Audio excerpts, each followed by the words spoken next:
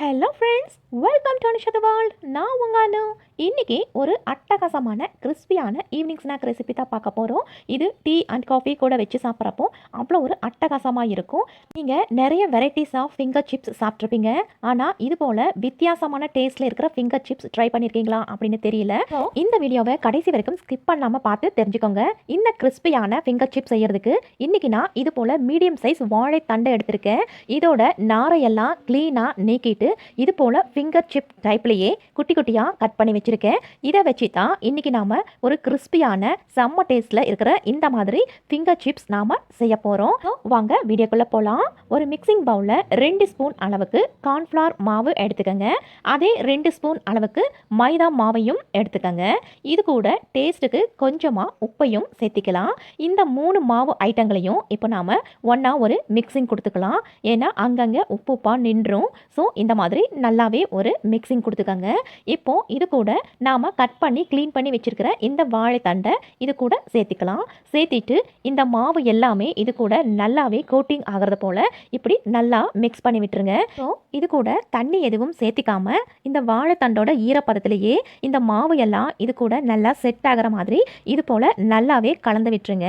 அப்போ தான் இது ஒரு பைண்டிங் போல் ஆனாதான் நம்மளால் பொரிச்சு எடுக்க முடியும். ரொம்ப தண்ணியாக இருக்கிறது போல் இருந்தால் இது கூட கொஞ்சமாக மைதா மாவோ இல்லை அரிசி மாவோ ஆட் பண்ணிக்கோங்க.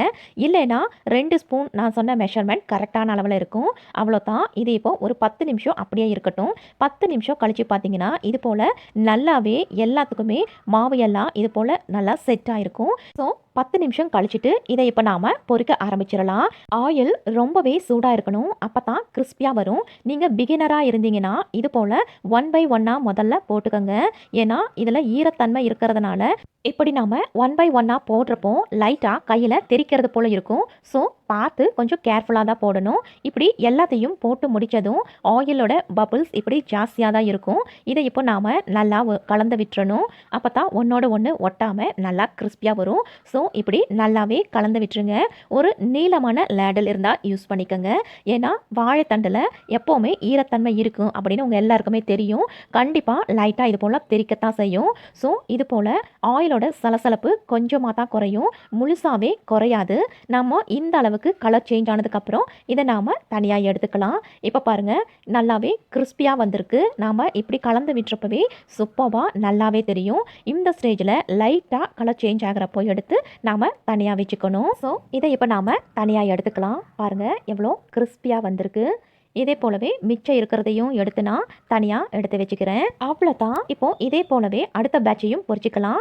இப்போ நீங்கள் பிகினர் இல்லாமல் ஆல்ரெடி எக்ஸ்பீரியன்ஸான ஆளாக இருந்தால் இது போல் மொத்தமாகவே போட்டுக்கலாம். இது ஓரளவுக்கு நல்லா வேக ஆரம்பித்ததுக்கப்புறம் ஒன்றோடு ஒன்று ஒட்டாது, தனித்தனியாக பிரிஞ்சு வந்துடும். ஸோ போடுறப்போ ஒட்டுற மாதிரி தான் இருக்கும். ஆனால் ஆயிலில் நல்லா பொரிஞ்சதும் இப்படி தனித்தனியாகவே ஒட்டாமல் வரும். ஆனால் ஹை ஃப்ளேமில் வச்சே பொரிச்சுக்கோங்க. அப்போ தான் கிறிஸ்பியாக சூப்பராக வரும். இப்போ பாருங்கள் ரொம்பவே கிறிஸ்பி ஆயிடுச்சு. இந்த ஸ்டேஜில் இப்போ நாம் இதையும் தனியாக எடுத்து வச்சுக்கலாம். அவ்வளோதான். இப்போது மிச்சம் இருக்கிறதையும் நான் இது போல் தனியாக எடுத்துக்கிட்டேன். இப்போது எல்லாத்தையும் பொரிச்சாச்சு. பாருங்கள் அவ்வளோ கிறிஸ்பியாக கொஞ்சம் கூட ஆயிலே ஒட்டாமல் அவ்வளோ மொறுமொறுன்னு வந்திருக்குங்க. பாருங்கள் பார்த்தா உங்களுக்கே நல்லா தெரியும். இது போல தான் இருக்கும். இப்போது டாப்பிங்காக இது கூட கொஞ்சமாக உப்பு சேர்த்துக்கலாம். அப்புறம் 3/4 ஸ்பூன் அளவுக்கு சாட் மசாலா இருந்தால் சேர்த்திக்கங்க. இன்னும் ஸ்பைஸியாக வேணும்னா 1/4 ஸ்பூன் அளவுக்கு தனி மிளகாய் தூள் சேர்த்திட்டு இது எல்லாத்தையும் இது போல் நல்லா மிக்ஸ் பண்ணி விட்டுருங்க. நீங்கள் மிளகாய் தூள் வேண்டாம் அப்படின்னா உப்பும் சாட் மசாலும் சேர்த்திக்கலாம். இல்லை சாட் மசாலா வேணான்னா வெறும் மிளகாய் தூள் மட்டும் சேர்த்திக்கலாம். அவ்வளோதான். நம்மளுடைய கிறிஸ்பியான மொறுமொறுப்பான ஒரு வாழைத்தண்டு ஃபிங்கர் சிப்ஸ் இப்போ வீட்டிலையே சூப்பர்பான டிஃப்ரெண்ட்டான டேஸ்ட்டில் நாமளே சட்டுன்னு ரெடி பண்ணிட்டோம். உண்மையாகவே இது அவ்வளோ ஒரு அட்டகாசமான டேஸ்ட்டில் இருக்கும். கிறிஸ்பியாக இப்படி மொறுமொறுன்னு கொடுக்குறப்போ எல்லாருமே விரும்பி சாப்பிடுவாங்க. ஸோ டீ காஃபி கூட வச்சு சர்வ் பண்ணுங்கள். அட்டகாசமாக இருக்கும். ஸோ ஃப்ரெண்ட்ஸ், இந்த வாழைத்தண்டு ஃபிங்கர் சிப்ஸ் வீடியோ உங்கள் எல்லாருக்கும் பிடிச்சிருக்கும்னு நினைக்கிறேன். ஸோ வாழைத்தண்டு இருந்தால் இது போல் ஃபிங்கர் சிப்ஸ் ட்ரை பண்ணி பாருங்கள். மறக்காமல் அனுஷா தி வேர்ல்ட் சேனலை சப்ஸ்கிரைப் பண்ணிவிடுங்க. இதே போல் டிஃப்ரெண்ட்டான வேறு ஒரு ரெசிபியோட உங்களை எல்லாம் நான் அகைன் வந்து மீட் பண்ணுறேன். Until then by from Anu.